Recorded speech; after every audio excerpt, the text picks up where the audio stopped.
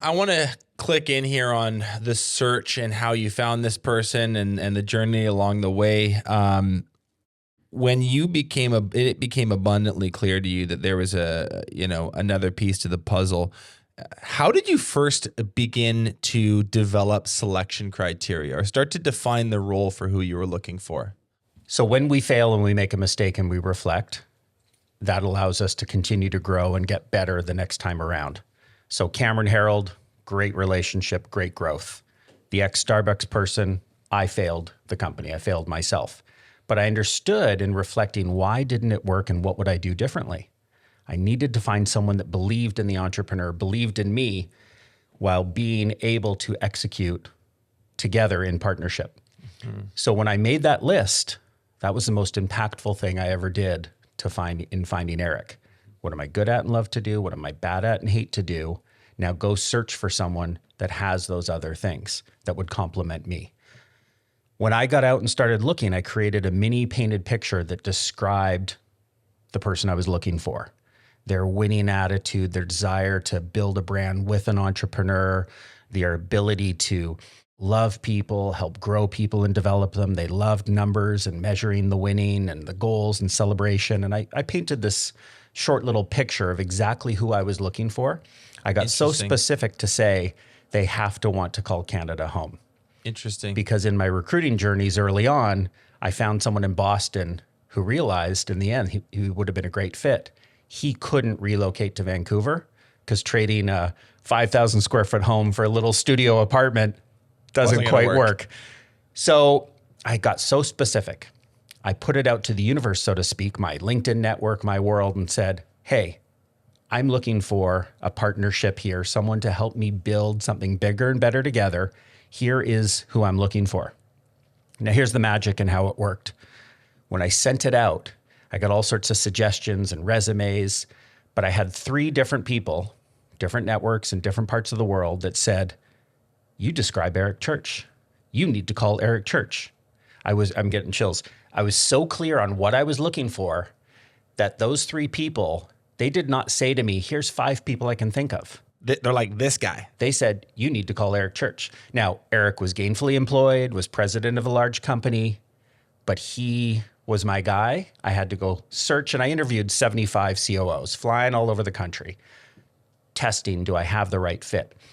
But Eric being one of them, I kept coming back to Eric. And this courtship of I'd go to Toronto, meet with him, he'd come to Vancouver, hang out. We took it slow to understand, is this really for us?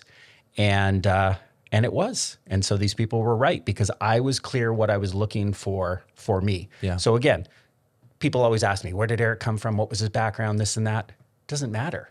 It's that I knew what I was looking for and he was the right guy, so to speak, for me. Could he build another brand?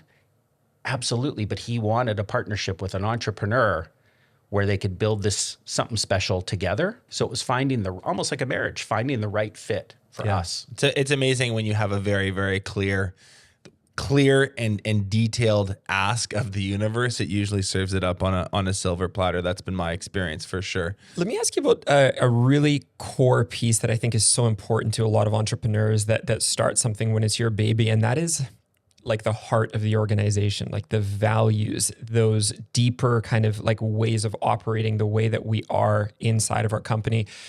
How did you figure that out with, and it could be Eric, but we could use others. You've hired hundreds, there's been thousands of people in the organization, but especially when we're talking about key people, could have been Cameron Harold, could have been the ex-Starbucks executive, could be Eric. How do you figure out whether there's truly a values fit and where they will carry those values through to the organization when realistically, like you haven't worked with this person before, the Starbucks person, Eric, so on? Mm-hmm. Yeah, it's a great question. So years ago, I had my first leadership team. There must have been 6 of us. We did a little retreat to Bowen Island, an hour from here. My parents had a little shack on the water. And I remember I'd read Good to Great. I think it's right behind us here. I read Good to Great, and Jim Collins says, it's your values that will really help shape your future. Everyone has values. Even if you don't know what they are and haven't spelled them out, you've got to do so. I sat down and I said, okay, I've just read this book, Good to Great, or listened to it on CD. What are the things that that already describe who we are. What are the words? We took out Post-it notes. I had these 6 people all write out the words. We put them up on these windows at this waterside cabin.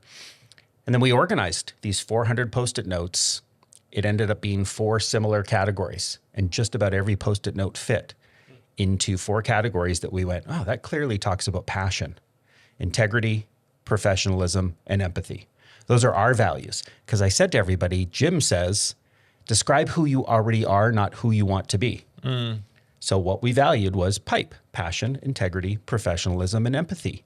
In every meeting, in every interview, that's what we hold near and dear. Does this person have passion? Did Cameron Herold have passion? Hell yeah. I mean, passion's his middle name. We would go through people and just make sure they had that, all 4, and we hire and fire on values. If someone doesn't demonstrate the values, and you can't develop them through values, of course, if it's a wrong values fit and a misalignment, you get them out. Yeah. But when it's right and you've got a whole organization filled with people aligned by values, and let's face it, diversity of opinions, of values, of culture, of everything in our organization is strong, but people are aligned and brought together by a common value set of why we're here building these great brands. I've always wondered, like, how do you on a technical level, like people always say this, we hire on values, we fire on values. How do you interview for that? Are you asking Eric, hey, are you passionate? And he goes, you bet I am. Like, I don't think so, right? Like, so how, do you bring up a conversation around these words or these themes? Do you not bring up a conversation? You just know what they are, and you sit back and observe and try to see if they're there. Like, what's for a more junior entrepreneur who obviously believes in this philosophy when it comes to personnel? Is there any advice you'd give them on making those selections and how to do that in these, those early conversations, whether it be by phone or in person or over Zoom, when they're getting close to making a decision on someone? How do you quantify that we're values aligned? So we have something we call the beer and barbecue test. Would I, when I'm interviewing someone, sit down and have a beer with someone? Do I find them interesting and interested? Do we have a shared common passion? And do our values fit?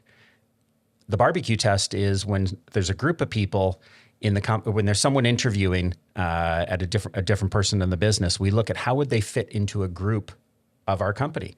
How would they be at a company picnic, barbecue, party? Do they fit in? We're not looking for all extroverts. We've got plenty of introverts, and there's good balance, but do they just fit? Is it a good house party, so to speak?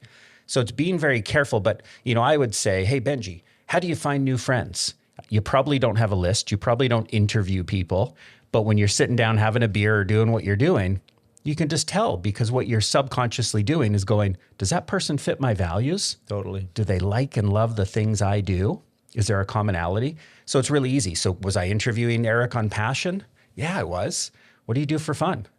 He'd tell me about his duck hunting, and he'd tell me about his outdoor exhibitions and his travel around the world and 108 countries, and like the way he talks. Off of him. You can just see it. Right? So all those things you can look at, and it's hard to interview in one interview and get to know someone in that way. So the more senior person you've got coming into the company, the more time you have to spend having dinner together, going for a walk together, going to meet their wife, their spouse. Like, these are important things in helping to test is this person a perfect beer and barbecue fit? How important is industry experience? Because a lot of people, our listeners would be entrepreneurs in a whole host of industries, generally between $1 and $10 million a year. At that midway point, as they're kind of growing, I think a lot of them are looking for a COO, an integrator, a right-hand man or woman. And I think something that a lot of people struggle conceptualizing is how could I have someone at this level of leadership be successful if they don't know the absolute ins and outs, every single detail of construction or landscaping or roofing or whatever. In your experience, is industry experience a deal breaker? Is it not? Make some comments about that. I would go so far, and this is my opinion, I would go so far in my experience in O2E to say industry experience probably has zero value, almost a complete zero. So Shack Shine, we do windows, gutters, power washing, Christmas lights. Anyone we've brought into our business that came from window cleaning, it hasn't worked. They already have a predetermined way that they're doing things. We want people to go, hey, we are revolutionizing an industry. House detailing industry is getting done in a different way. Or the painting industry, where we go with Wow One Day Painting and paint people's homes in a day. The people that are most skeptical are the painters. They go, you can't paint a home in a day. We don't want people that don't believe. We want believers to come in. And even if they're a little naive in the beginning and go, this is a big idea. Yeah. There's some magic there, right? It's so you're actually taking it a step further. You're almost saying the industry experience is a bad thing when you have a super big vision. Like it can get in the way because there's preconceived notions about how things ought to be inside this type of business versus that type of business. How much franchise experience do you think Eric Church had? I don't know. Zero? Zero. Yeah, that's really fascinating. But he learns so quickly. He's passionate. He's smart. He asks the right questions. Yeah. He got on the road and met franchise partners like there was no tomorrow. Mm-hmm. And he understood franchising very quickly, understood our way of franchising, but brought his real world experience to the table versus industry experience. Listen, if you like that clip, you can watch the full episode by clicking here. If you're not yet subscribed, you probably should be, and you can do that by clicking right here.